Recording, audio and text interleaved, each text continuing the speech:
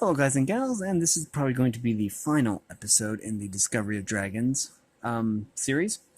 The Discovery of Dragons, new research revealed, is by Graeme Base, a.k.a. Rowland W. Greasebeam, BSc, and it includes North American dragons, and we're going to get to that section today. This is part 4. Okay. Anyways, and it is the final chapter. And so, yeah, this has been a very interesting series, even though it's been really, really short. Okay, and we are here. The discovery of New World dragons. And it says, the letters of Francisco de Nuevo. But first of all, we got to do it. This is going to be my favorite picture in the whole book, right here. It's just amazing, right there. But, anyways. The recently identified fourth class of dragon, the New World dragon, is made up of a small but fascinating group of beasts that bear striking similarities to some of the other more common creatures that inhabit the North and South American land masses. These genealogical coincidences have caused skeptics such as pseudo-serpentologist Marty Fibowitz to cite explanations such as hallucination, misunderstanding, and downright fibbing as the reason for many sightings of these beasts recorded over the centuries. Nothing could be further from the truth. The veracity of the following first-hand accounts of human-dragon interaction, penned by one of the most colorful and least well-known figures of early American history, has been established beyond all reasonable doubt by my brother-in-law, Charles.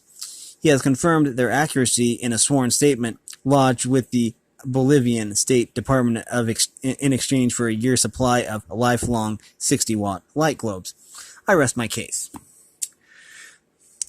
It is a little-known fact that the 16th century conquest by Spanish conquistadors of the Inca people of Peru would never have happened had they listened to Francisco Pedrarias Balboa de Nuevo. Francisco de Nuevo was a young man of vision, a man of alarmingly rapid arm movements, a man lacking nothing except normal intelligence, moral fortitude, and a full complement of toes on his left foot, the result of a mud wrestling mishap in Tijuana. De Nuevo's other notable trait was a heightened awareness of his own mortality, which led him to run away rather than march with the Spanish forces towards a confrontation with the Inca leader Atahualpa in 1532. This common sense decision not only saved De Nuevo from the tourist traps of Cusco, it led to a dramatic cliff-top confrontation with a very different kind of Peruvian monarch. A moment that was to affect De Nuevo for all time. Let's get started. Okay, and it has 2 heads. And it's about the size of a man. Okay. It says, from the desk of Francisco de Nuevo, 31 May 1532, somewhere near Cusco, Peru.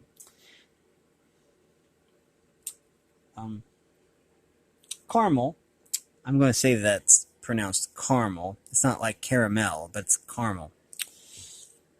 Caramel, my love, I have arrived safely in Peru, but I'm no longer with the army.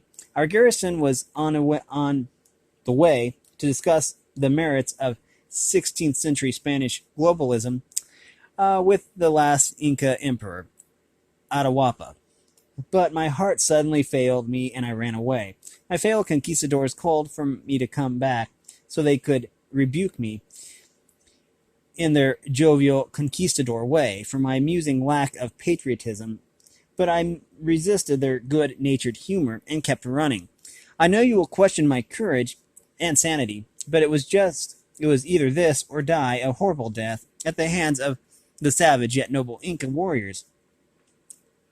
And you know how I feel about dying. Not long afterwards, I came to a place where the ground appeared to have been torn up by some gigantic monster. Trees and rocks strewn everywhere. I found later it was the beginnings of a new golf course and culture appreciation resort for wealthy Western tourists. And my heart was gladdened, for you cannot have enough of these wonderful places, especially in remote, untouched areas such as this. However, only a short distance further into the jungle, I came upon a truly awe-inspiring beast, the likes of which no uncoordinated European baggy-trousered coward had ever come upon before.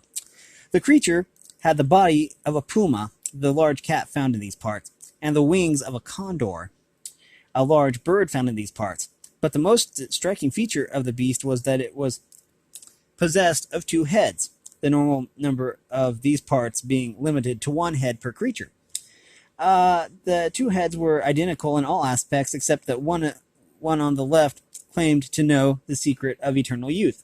The right head was slightly more aloof and spoke in a thick Bolivian accent. I am eating well and keeping warm. Say hello to all the regulars at the cantina, and be sure to feed my donkey. Love, Francisco. Okay. It says, plate 13, 2-headed Peruvian mountain drac, the only example of a 2-headed dragon, in fact, the only example of a 2-headed anything outside of federal government. This usually talkative drac is fluent in Spanish, French, Swahili, and Portuguese, and can type at 60 words a minute. Okay. There it is. There's the green part where it's from. And this is him sailing across the ocean. Okay. And then there's the conquistadors. And then he's like, oh, I'm out of here. Okay. And then he found out about the resort. And then he found the talkative dragon. Okay. Next. Looks like it likes to eat cactuses. That's really cool. Okay. Let's see. It says here, from the trestle table of Francisco de Nuevo, 31 May 1578, somewhere near Tijuana, Mexico. Dear,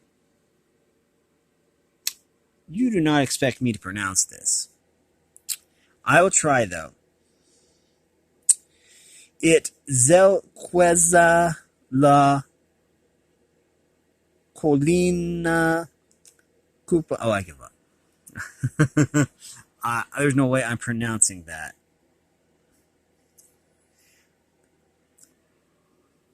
I've thought of you and your magnificent, unpronounceable name often since we parted on that clear summer's day in the colorful market stalls of Cusco.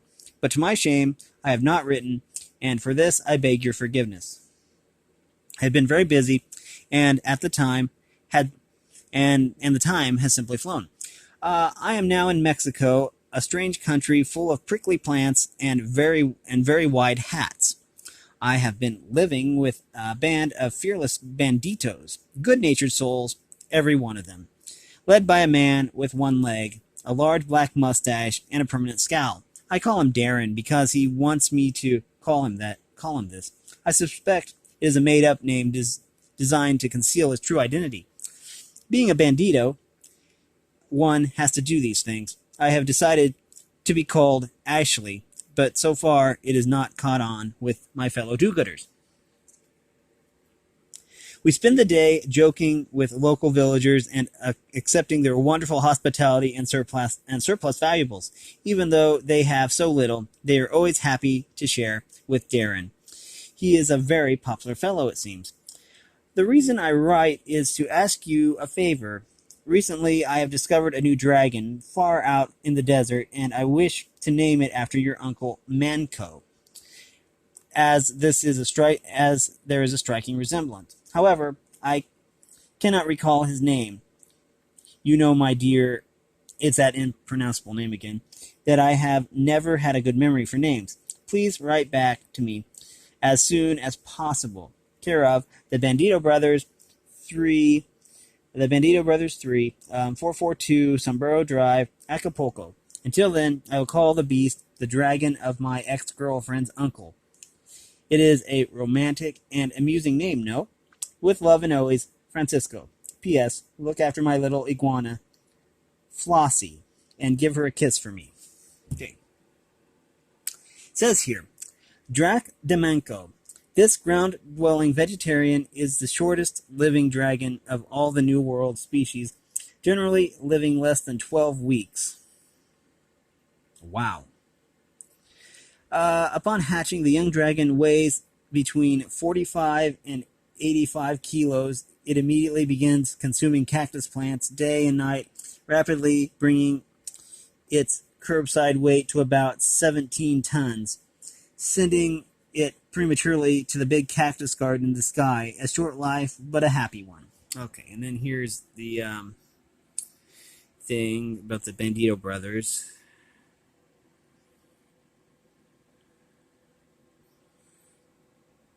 Okay.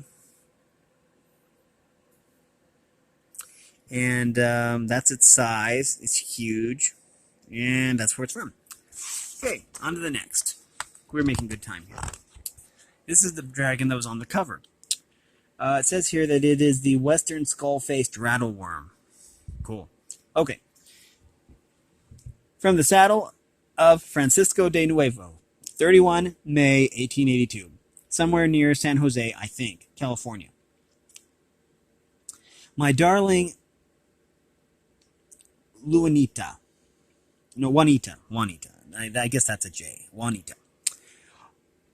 Are you still living in Acapulco? I have not heard from you for a while. Several hundred years, in fact. Okay. And I fear the worst. If you have moved on, you should have told me. I have been traveling steadily northwards since that nasty business with Darren and the Banditos. I can see now that what I initially took for good-natured jocularity was in fact bad-tempered lawlessness. It was a mistake anyone could have made. You live and learn. Speaking of living and learning, I seem rather to be living and I seem rather to be living and living.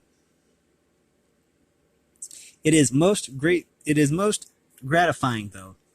I confess I am a little short of long-term friends. As far as I can calculate, I am now well over the age of 35, though I could be wrong, for you know, I have never been good with arithmetic. I have recently developed an ache in my bad foot. You remember the mud wrestling in Tijuana? How we laughed. It is preventing me from dancing as much as I once did, so I must be getting old. My latest dragon was quite enormous, as long as a railroad train. I have named it the Western Skull-Faced Rattleworm, after my poor old pet rabbit, the ugly one with the wheezy chest. I discovered the beast some time ago during the Civil War, as I recall, but it slipped my mind to write and tell you until now. I've been working for some time as a freelance cowboy for a secret organization. I could tell you the name, but then it wouldn't be secret anymore. Dedicated to the preservation and protection of imaginary beasts in the western United States. It is an exciting and dangerous job, but made easier with backup from the local inhabitants. Francisco. P.S. Remember to clip old Tepic the turtle's toenails for me. And let's see. Okay, here. It's huge too. And that's where it's from. Okay. It says, Plate 15, Western Skull-Faced Rattleworm, growing up to 200 meters long. This colossal pyro-capable dragon lives underground, emerging around twilight or first thing in the morning to feast on the contents of passing railroad trains or traumatizing cowboys who have been out in the desert too long. Okay. So there we go. We have a railway train there. And then we have this huge dragon. Okay. And we have one more to read, and then we will read the publisher's notes. And, of course, this is a Canadian one. You can tell it's a part moose or something. Anyways, it says, from Gnosis and Belatog Press, sent Wednesday, May 31st, 2006, 3:46 p.m. to Graham Base. Subject: Dragons. From Ronald S. P. Brain and Associates. Sent Wednesday, May 31st, 2006, 2:46 p.m. to Snosis and Betog Press. Subject: Dragons. From Francisco de Nuevo. Sent Wednesday, May 31st, 2006, 1:46 p.m. to Ronald S. P. Brain and Associates. Subject: Dragons. Dear Miss Kitty, I don't have an email address for you, so I'm sending you this via the new friends. So I'm sending this via my new friends at RSP and Associates. They are starting a new CGI animation project company up here in BC, British Columbia, called the Agreeable Sandworm, and looking to get into feature films any day now. They assure me if anyone can source your current address, I'm sure they can. The reason I write is that I have to tell you I'm not going to be coming home to South Lone Silver Horseshoe City. I've met a lot of new friends up here in Vancouver. Wonderful people, every one of them, and they say I have a great future in the film industry. I know you will be fine running the saloon by yourself. Say hello to my pet Tumbleweed for me. It has been a busy century for me. So much has happened, but despite the pressures of my new career as a television actor, my interest in dragons has not abated. Only yesterday, I was out on location. We were shooting a series called The Mystery of the Mysterious Mountie Murder Mystery, and I am significant amongst the support cast.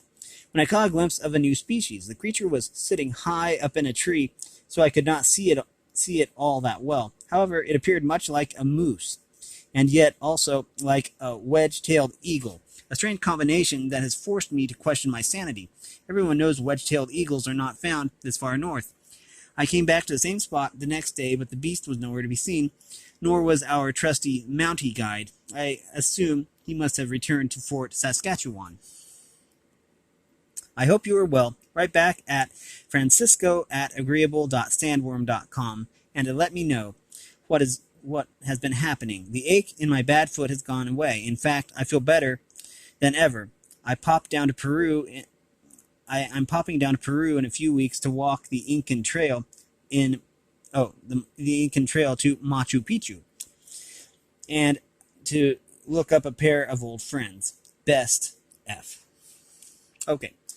The masked Mountie monster, blamed for the unexplained disappearance of several members of the Royal Canadian Mounted Police over the years, this shy and rarely seen creature has been hunted to the verge of extinction. However, some remaining species can still be found sitting quietly in redwood forests far from human habitation, waiting for the sound of hoofbeats. Okay, this is it right here. It's pretty big, and that's where it's from. And here they are in Canada. They're shooting a movie, it looks like. And then he sees it. Looks like a moose. And it turns out that it's friends with the... he's going back to talk with the two-headed bird thing. The first thing. And now we're ready for the publisher's notes. Let's see what we got here. Publisher's notes. Shortly before going to press, the publishers Synosis and Biltog Scientific Press acted on the advice of some scientific advisory panel headed by Professor M.G. Fibowitz, moved to dissociate themselves from the content of this publication, as it was felt by the panel that the supporting material for much of Mr. Greasebeam's thesis was highly suspect, and that Professor Fibowitz's own theory on dragons was altogether far superior. Although contractually bound to proceed with publication, the publishers wish to be known that, in line with the panel's recommendations, they do not intend publishing any future works by Mr. Greasebeam. The publishers would like to sincerely thank Professor Fibowitz for his most generous support of their ongoing commitment to the public dissemination of quality scientific dialogue, and look forward to publishing his special intergalactic theory of dragon distribution just as soon as he gets back from Jupiter. This disclaimer from the 1908 edition is required to remain in this edition for legal reasons. Publisher's notes on this edition. The email in the final chapter was unearthed during an ASIO, Alternative Scientific Investigation Organization, raid on a private address in West Vancouver in September 2006. Graeme Base, who has a deep personal interest in serpentology, was called in to help establish the authenticity of the document. It was concluded that it represents clear proof that Francisco de Nuevo is still alive and well, and has discovered the secret of eternal youth. Either that or someone was pulling their leg. Graeme Base and Synosis and Biltog, I got it. I see it. I get it. It's Gottlieb and Sessions. I see it. It's backwards. Publishing quickly agreed it was one or the other, but most importantly, it was a splendid way to finish off this chapter. This extraordinary find has made a revised, updated edition of the 11th anniversary edition possible, and the publishers look forward to other groundbreaking discoveries in the field of serpentology that will require further lavish updates in the near future. This new disclaimer has been added as a last-minute attempt to gloss over several chronological inconsistencies that no one should take any notice of afterward.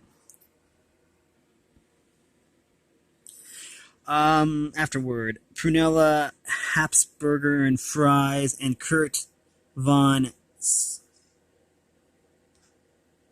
Spankelbot lived happily for many years in the picturesque cottage deep in the Black Forest until Kurt was tragically killed in a skiing accident while on holiday in Switzerland. Afterwards, Francisco de Nuevo is not a real name. His true identity has been concealed to protect him from possible criminal prosecution in a number of states and countries. Synosis and Biltog, in other words, Gottlieb and Sessions, Pseudo-Scientific Press, Self-Publishing Incorporated. And that was that. We could take the time here really quick to read about Graeme Base. Says, Graeme Base is one of the world's leading creators of books for children. His alphabet book, Animale, received international acclaim when it was first published in 1986, and has achieved classic status with worldwide sales of more than 2 million copies. It is now an animated series screening in the US and UK and Australia. Other picture book favorites by Graeme Base include The 11th Hour, My Grandmother Lived in Gulligulch, The Sign of the Seahorse, The Worst Band in the Universe, The Waterhole, Jungle Drums, and Uno's Garden. In 2003, Graeme published his first novel for young readers, Truck Dogs. Rowland W. Greasebeam's collected works include The Classification of Dragons, Uncle Greasebeam's Big Book of Scary Dragons, and Hiss or Myth, a modern perspective on serpentology. And with that, we will end this episode and this series. This has been The Discovery of Dragons, new research revealed by Graeme Base, a.k.a. Rowland W. Greasebeam, BSc. If you like this content, make sure you like and subscribe and ring the bell so you know when I upload. And as always, I appreciate any and all support. All that information will be in the description below. And thanks for watching, everyone, and have a great day.